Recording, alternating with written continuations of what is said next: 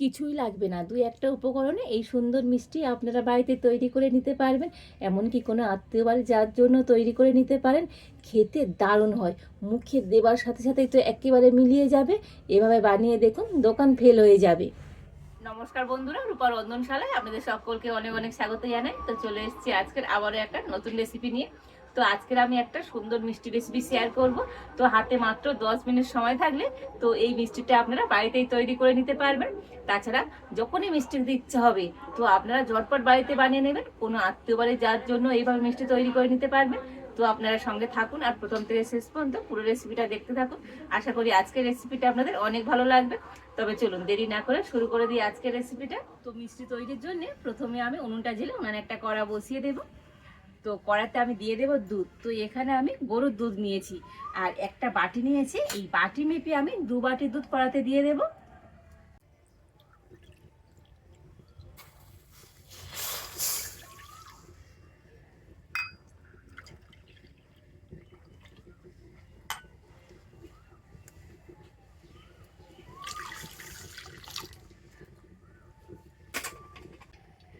দুধের মধ্যে অল্প একটু লবণ দিয়ে দিচ্ছি, দিয়ে দেবো 1 চামচ ঘি,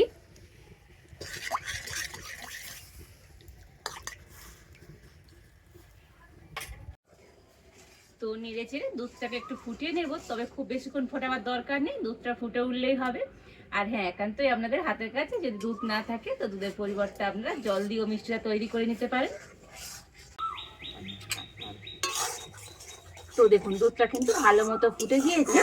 আর এবারে আমি এই দুধের মধ্যে দিয়ে দেব ময়দা। তো দেখুন, যে বাটির মাপ করে আমি 2 বাটি দুধ নিয়েছি আর সেই একই বাটির মাপ করে এখানে আমি নিয়ে নিয়েছি 1 বাটি ময়দা। তো এইভাবে নাড়াচাড়া করে দুধের সাথে ময়দাটা ভালো করে মিশিয়ে নেব। আর এইভাবে মেশাতে মেশাতে দেখবেন ময়দাটা তো অনেক শুকিয়ে যাবে, মানে একটা ডোর মতো তৈরি হয়ে যাবে। তো একটু হালকা জাল দিয়ে তো ভালো করে কিন্তু এইভাবে মিশিয়ে নিতে হবে। তো এখানে আমি ময়দা নিয়েছি, তো আপনারা ময়দার পরিবর্তে এখানে আটাও নিতে পারেন।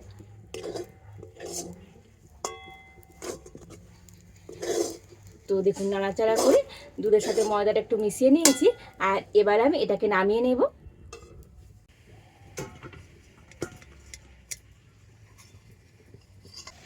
তো এই ডোটাকে একটু ঠান্ডা করে নিয়েছি, তবে একেবারে ঠান্ডা করলে হবে না, হাত দিয়ে ধরা যাবে, ঠিক সেইভাবে ঠান্ডা করে নিতে হবে। আর এবার আমি এই ময়দার মধ্যে দিয়ে দেবো এই চামচের 1/2 চামচ বেকিং পাউডার। তো এটা বেকিং সোডা না, বেকিং পাউডার। তো বেকিং পাউডার দিয়ে তো ডোটাকে হাত দিয়ে ভালো করে মেখে নেব।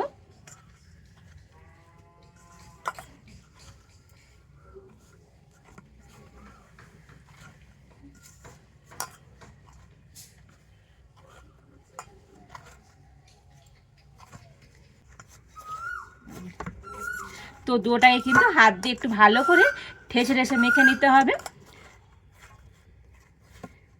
আর দেখুন এইভাবে মেখে নিয়েছি, মানে একেবারে খুব নরম নয়, খুব টাইট নয়।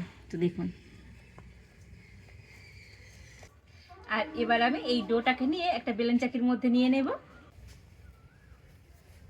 আর এবারে এটাকে একটু বেলে নেব। তবে বেলেন চাকির মধ্যে আগে থেকে একটু আমি ঘি লাগিয়ে দিয়েছিলাম। তো আপনারা ঘি কিংবা সাদা তেল একটু লাগিয়ে দেবেন।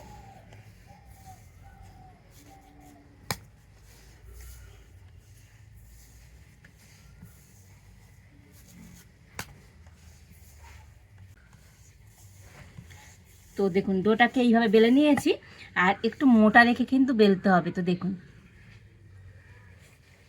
আর এবারে একটা আমি ছুরি নিয়েছি। তো ছুরি দিয়ে এটাকে প্রথমে আমি একটু চৌকো শেপে কেটে নেব।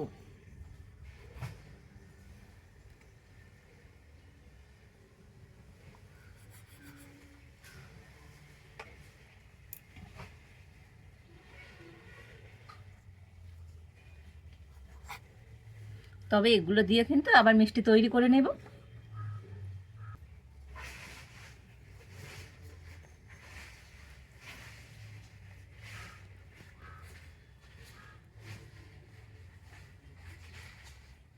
এবার এইরকম একটু সরু সরু করে, মানে লম্বা লম্বা করে কেটে নেব।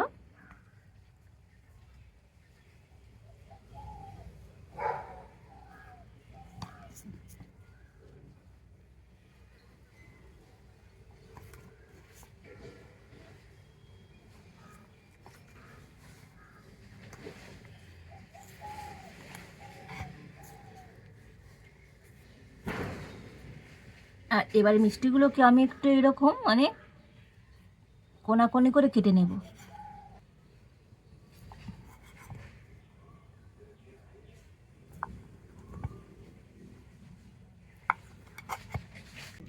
তো দেখুন মিষ্টিগুলোকে আমি এইরকম বরফি শেপে তৈরি করে নিয়েছি। তো আপনারা আপনাদের পছন্দ মতো শেপ দিয়ে মিষ্টিগুলো তৈরি করে নিতে পারবেন। আর এবার আমি মিষ্টিগুলোকে একটা প্লেটের মধ্যে রেখে দেব।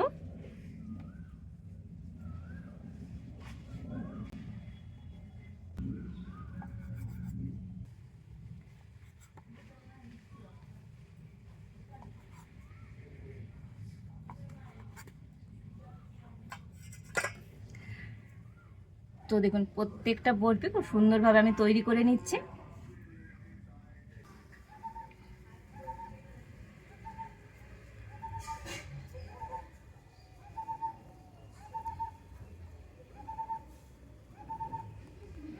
আর যে বাকি ডোটা ছিল তো সেই ডো দিয়েও একইভাবে আমি মিষ্টিগুলো তৈরি করে নেব। তো দেখুন এই সমস্ত মিষ্টিগুলোকে সুন্দর করে আমি কেটে নিয়েছি। আর এবার আমি মিষ্টিগুলো ভেজে নেব। তার জন্য কড়াতে দিয়ে দেব সাদা তেল।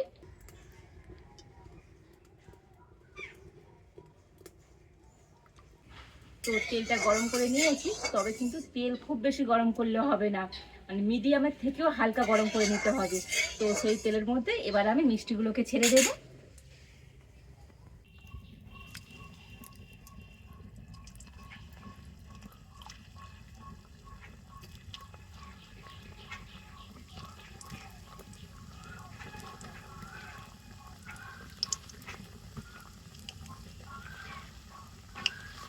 তবে সব মিষ্টিগুলো একেবারে দেবো না, তো দুবার ধরে মিষ্টিগুলোকে সুন্দর করে ভেজে নেব। তো যখনই মিষ্টিগুলো তেলের মধ্যে ভেসে উঠবে তো মিষ্টিগুলোকে এবার একবার এইভাবে নাড়াচাড়া করে দেব। তো প্রথমে কিন্তু তেলটা গরম থাকবে, তারপরে কিন্তু জালটা একটু জোরে দিতে হবে, একটু জোরে জাল দিয়ে মিষ্টিগুলোকে ভেজে নিতে হবে। আর একেবারে হালকা জাল দিলে তো মিষ্টিগুলো কিন্তু একেবারে ফেটে যাবে।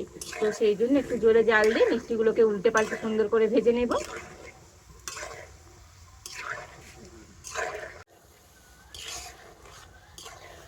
তো দেখুন মিষ্টিগুলো উল্টে পাল্টে ভালো করে ভেজে নিয়েছি। আর এই মিষ্টিগুলো ভাজতে কিন্তু সময় একদমই লাগে না, খুব তাড়াতাড়ি ভাজা হয়ে যায়। আর মিষ্টিগুলো কত সুন্দরভাবে তেলের মধ্যে ফুলে গিয়েছে দেখুন। আর এবার আমি তুলে নেব। দেখুন কত সুন্দর দেখতে হয়েছে দেখুন আজকের এই মিষ্টিগুলো।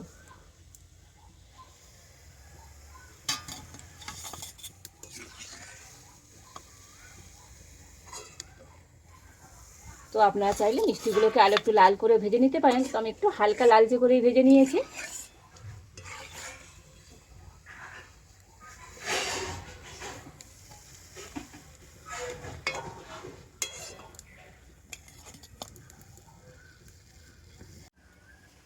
আর ওই সেম ভাবে পরের মিষ্টিগুলো ভেজে নেব।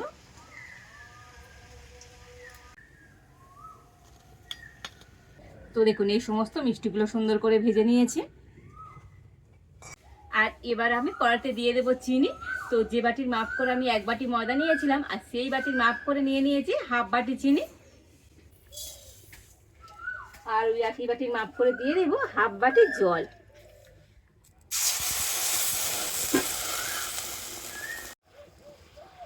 তো দুটো এলাচ মুখ ফাটিয়ে দিয়ে দেবো। আর এবার আমি নেড়ে চেড়ে চিনিটাকে একটু গলিয়ে নেব।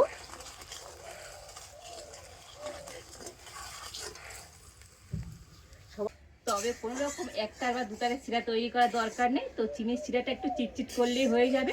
তো আপনারা হাতে নিয়ে একটু দেখে নেবেন। তো দেখবেন এইরকম হাতের মধ্যে একটু চিটচিট করে লাগবে। তো এইরকমভাবে চিনির শিরাটা তৈরি করে নিতে হবে। আর এবার আমি এই মিষ্টিগুলোকে নিয়ে তো চিনির শিরার মধ্যে দিয়ে দেব। আর এবার আমি উনুনের জালটা কিন্তু একেবারে বন্ধ করে দিয়েছি। তো উনুনের জালটা বন্ধ করে তো একটু এইভাবে চিনির শিরার মধ্যে মিষ্টিগুলোকে নাড়াচাড়া করে নেব। তো মিষ্টিগুলোকে চিনির শিরার মধ্যে 2 মিনিটের মতো একটু নাড়াচাড়া করে নিয়েছি। আর এবার আমি নামিয়ে নেব।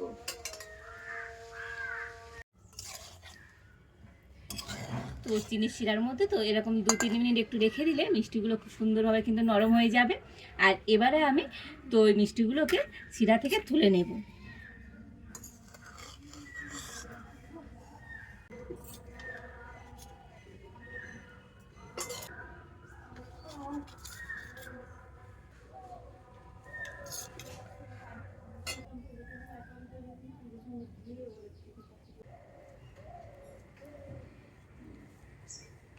তো দেখুন সমস্ত মিষ্টিগুলো প্লেটের মধ্যে সুন্দর করে সাজিয়ে নিয়েছি।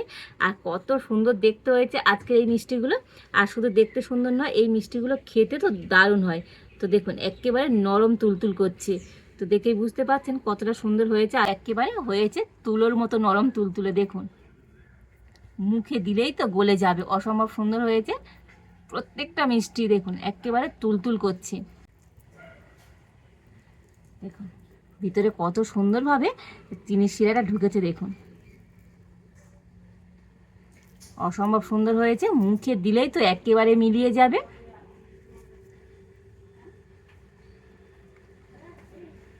তো এভাবে মিষ্টি বাড়িতে একবার বানিয়ে দেখুন, দোকান থেকে মিষ্টি কিনে খেতে ইচ্ছেই করবে না।